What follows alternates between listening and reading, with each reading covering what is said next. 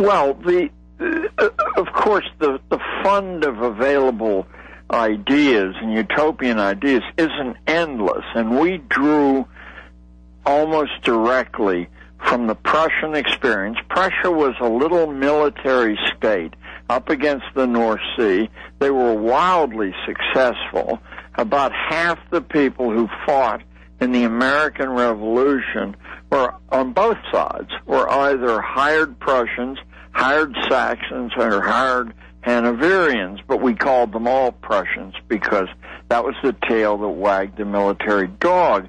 Prussia had been the site of this is just fascinates me, and I hope your readers will be interested. Prussia was the result of the Fourth Crusade, the one that's never talked about, in which the Pope dispatched armies to Northern Europe to conquer the wild tribes up against the North Sea. So for the first 300 years of its existence, it was, in fact, a theocracy. It was a military religious state. As time passed, the religious part was pushed to the fringes, and the rational military part, that the strong or superior, came to the fore. Prussia was studied by every major nation on earth, including Japan, and the societies were, to a greater or lesser extent, reconfigured to match what Prussia did. The traditional liberty in the United States was so strong that you couldn't use candid language. This had to be done by chipping away at the fringes and by generating a massive distrust for ordinary people. And they phased this in, and they all wrote best-selling books on how they were doing it, on how they hated us, on how we were scum, and then, we'll tell them you look at a word to learn how to read it instead of sounding it out. This will screw them up. Well, Dewey really laid the law down. He said as long as people know how to read well and like reading, which is very, very natural. America loved reading. But as long as people like to read and know how to do it, they're going to have access to different points of view. So if you want to move this project ahead most efficiently, the thing to do is to remove the pleasure in reading and the ability to do it. Oddly enough, if you enjoy reading, it's basically self-teaching. It's a lot of hard work to read difficult stuff, but people who like to read eventually teach themselves. Yeah, stay there. We're going to talk about these...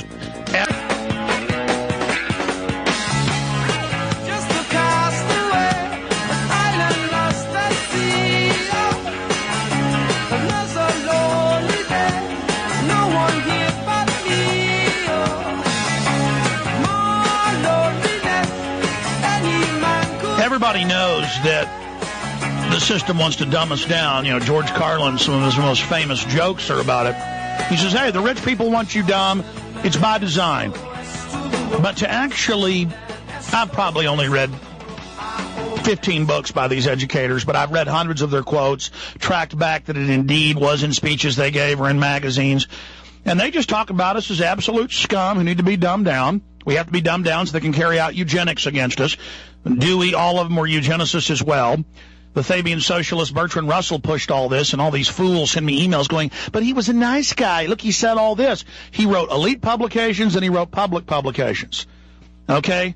You know, calling black people inferior and all the rest of it. I'm not going to go along with you because you think Dewey's a hero, Sanger's a hero, or Bertrand Russell's a hero. They're monsters. I own their books. I've read what they say. You have heard the PR the media puts out. Mr. Gatto, what is it like for you? You know, school teacher of the year, before that, a big, PR guy, ad man, so you could, recognize this stuff, to learn that it was all by design, and to learn that the biggest money people openly for over 100 years have been incrementally, in phases, dumbing us down. And I mean, for the public listening, this is an open conspiracy. This is an absolute fact to dumb you down and then progressively dumb your children down, sir. In fact, H.G. Wells, and I believe 1919, wrote a wonderful essay, wonderful in quotation marks, that exists today called The Open Conspiracy. I'm sure that you could access that. And by the way, Mr. Gatto, here's the funny thing. I had a guest on last hour talking about the Rockefeller Foundation trying to push irradiating of everything and GMO. I have you on, Rockefeller Carnegie Foundation Education. They're masters at setting the blueprints for societies. Then they set the map makers of the mind system, and then we all conform to it. I mean, literally, it doesn't matter who I have on, congressman, it never ends. It always goes back to them. I'm sorry, go ahead. I mean, it's like they're Lex Luthor or the Legion of Doom or something. Yeah, obviously, whoever puts together this form of social machine has to be extremely sophisticated. They have to understand how humans respond. For example, there are millions of people involved in official schooling. I have no exact count, but if more than 100 of those people are aware of what you and I are talking about, I would drop dead. The way the system's set up, that employees on any level, including the high levels in the state ed departments, exist, their safety depends on not rocking the boat. And it's all compartmentalized. It's compartmentalized to divide and conquer. Yeah, and that principle goes back to Julius Caesar. That was taught in colleges in the 5th century. Battle for Gaul. How you do that? Yeah. Well, sure, when I was in 7th grade, that was in 1943, we read, not parts of it, we read Julius Caesar's Gallic Wars. And when we were in 9th grade, this is a coal mining town in western Pennsylvania. The year I'm talking about now is 1944.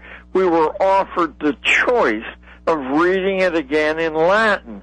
Some took that choice, some didn't take that choice. But that would give you some measure of how the decline has been managed. That's a graduate level course now for a PhD. 7th grade, Alex, and I know that there are perfectly intelligent listeners who are saying, well, why should anyone bother to read an ancient piece of an ancient essay? And the answer is simply this: not to learn about ancient Rome. It's a workbook on how you divide and conquer people you want to overwhelm. Caesar only had 10,000 troops. The Gauls were quite brave, and they had 500,000 troops. He was outnumbered 50-1, but by setting tribe against tribe. It was the same techniques were used that had then been put into British manuals against the Native Americans here. Yes, absolutely. Absolutely identical, because some of these principles become timeless. They're passed down among groups that maintain power, that manage things. Stay there. Quick break, long segment coming up. I want to get into the 20th century and then the 21st, where this is going and how we turn it around. Again, ladies and gentlemen, they write hundreds of books about how they hate you, how they're going to dumb you down and take your lunch. Okay? They are your enemy. They are the New World Order. I'm gonna leave